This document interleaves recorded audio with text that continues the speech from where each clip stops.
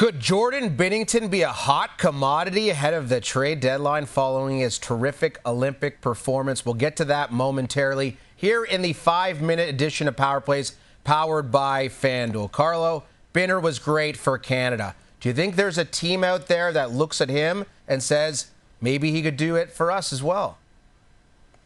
I think there absolutely should be. If people had any questions about Jordan Binnington heading into the Olympics, well, I think all those questions have been answered, because if there's one thing that Jordan Binnington has reminded people is that he is big game Binnington, because he brings his best stuff on the big stage in the big games. And look, it's been a lost year for the St. Louis Blues. They're 14 points out of a playoff spot. So you got to look to them to make a transition and probably move guys out. And for Jordan Binnington, you got to ask, well, what team is the best fit for him? Yeah, I like the Carolina Hurricanes. They've had some struggles in net. Can you trust Freddie Anderson in playoffs? But a team that I'm looking long and hard at is a team that I cover, and that's the Montreal Canadiens. This is a team that has had question marks around their goaltending all season. Montembeault hasn't been his best. They've had some great games from Dobich. They even called up Jacob Fowler. But what if you add a Binnington in net for the Montreal Canadiens? That solidifies that position. It gives them a big game guy in the playoffs, and it helps push their path forward. So that's a team I would love to see take a shot at Binnington. It's a very interesting suggestion.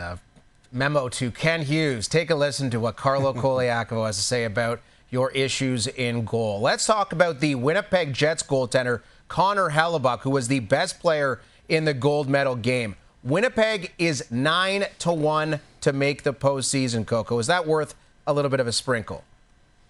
Not at all. I mean, their value should be higher on them to make them miss the playoffs, because they're just too far out of it. 11 points out. And yes, Connor Hellebuyck was the reason why the USA won the gold medal game in the one game. But you got to look at the season as a whole for the Winnipeg Jets. It's not just their goaltending that's been a mess. It's been their defense that's been a mess. And guess who's not going to be available for them down the stretcher? And that's Josh Morrissey, their best defenseman. So as good as Hellebuyck has been, yes, feel confident that, especially with all his playoff struggles, he can give you that one big game when you need it. And maybe this is something that can help push him forward. But I don't see any value right now in the Winnipeg Jets moving forward to make a playoffs. If anything, they should be focusing on a transition year for them, recoup some assets, and focus on next year. Tampa Bay is a really interesting team post-Olympics for me, in that Vasilevsky and Kucherov didn't go. Cirelli and Point stayed back as well. They are rested and ready to rock. How much damage could they do in the second half of the season? A lot. And it goes back to the old saying that rest is a weapon, because rest is the perfect thing for the Tampa Bay Lightning right now, considering they've been one of the best teams in the National Hockey League up until this point. So now, Vasilevsky's been a workhorse, but now he's got a 3-week break, and you can manage his schedule a little bit, fortuitous right now with not maybe playing him every game, because maybe you don't need to. But you talk about Cirelli being 100% healthy now, Braden Point being 100% healthy now. We don't know the status of Hedman because he barely played in the Olympics, but for the rest of that roster, everything looks promising moving forward. And the best thing is you're giving Julien Brisebois the ammo to go big game hunting at the trade deadline. We all know what he's done with that in the past. So Tampa, very dangerous team right now. You've got a hot take on Nikita Kucherov, which you'll be sharing momentarily. But first, the Montreal Canadiens plus 165 to make it to the second round of the Stanley Cup playoffs. What should their approach be leading up to the trade deadline? Well, it should be very aggressive, because they should take advantage of the position that they're in. You look at a first-round matchup that's either Detroit, Buffalo, Boston. Maybe Toronto sneaks in. Maybe Florida sneaks in.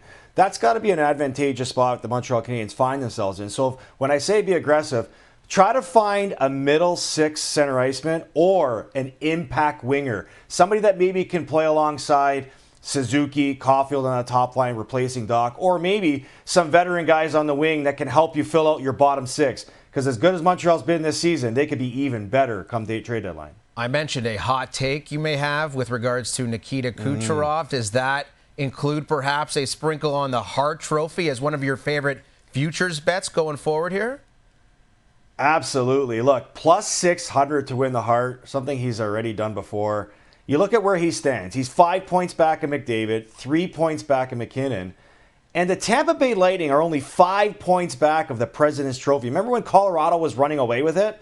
So if Kucherov can get hot here, and we talked about the health of a lot of their players coming back, and especially his health, who's to say if he can't run away with the Art Ross and even lead the league scoring and lead Tampa to those positions? I think at plus 600, it provides tremendous value. And we'd even sprinkle something on Vasilevsky, plus 110 to win the Vezina.